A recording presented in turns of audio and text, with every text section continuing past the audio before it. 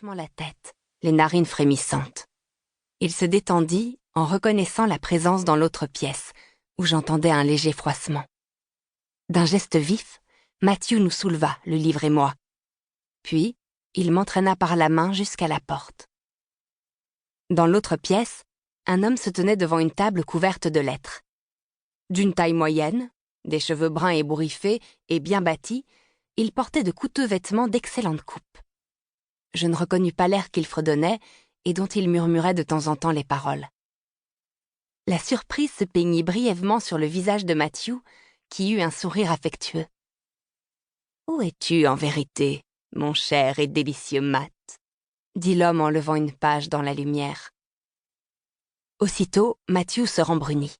« Tu cherches quelque chose, Kit ?» À ces mots, le jeune homme laissa retomber la feuille, fit volte-face et son visage s'éclaira.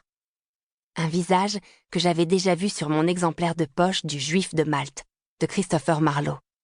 « Matt, Pierre disait que tu étais à Chester et que tu ne rentrerais peut-être pas, mais je savais que tu ne manquerais point nos retrouvailles annuelles. » Les mots étaient familiers, mais avec une étrange inflexion qui exigea ma concentration pour que je les comprenne. L'anglais élisabétain n'était ni aussi différent de l'anglais moderne, comme on me l'avait enseigné, ni aussi facilement compréhensible que je l'avais espéré à force de relire les œuvres de Shakespeare. « Et plus de barbe ? Pourquoi ? Aurais-tu été malade ?» Le regard de Marlowe s'alluma quand il me vit, et je sentis ce tapotement insistant qui le désignait immanquablement comme un démon.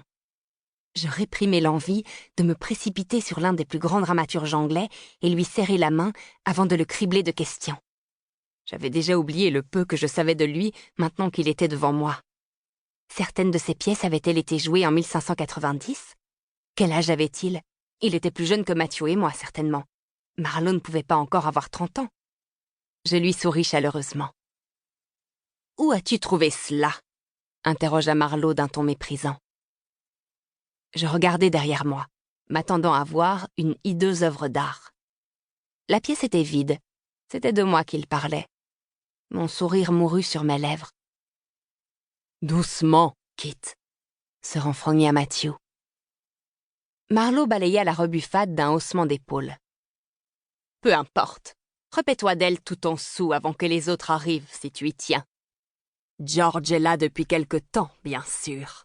Il mange à ta table et lit tes livres. George peut puiser dans mes biens, Kit, » répondit Matthew sans le quitter des yeux, tout en portant nos mains enlacées à ses lèvres.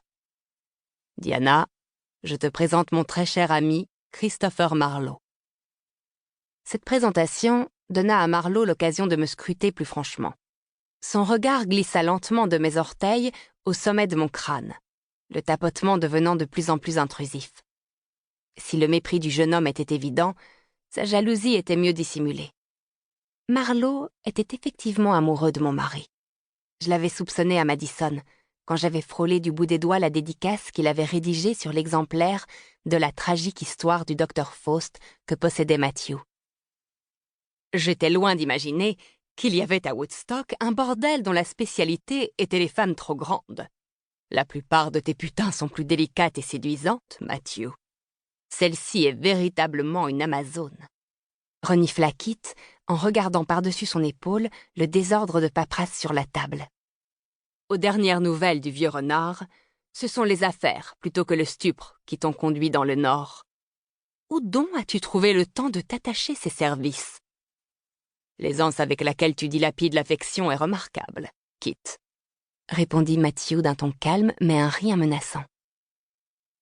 Marlowe, apparemment absorbé par la correspondance, ne s'en aperçut pas et ricana. Je sentis la main de Matthew se crisper dans la mienne. Diana est son véritable prénom, ou bien l'a-t-elle adopté pour rehausser son attrait auprès des clients?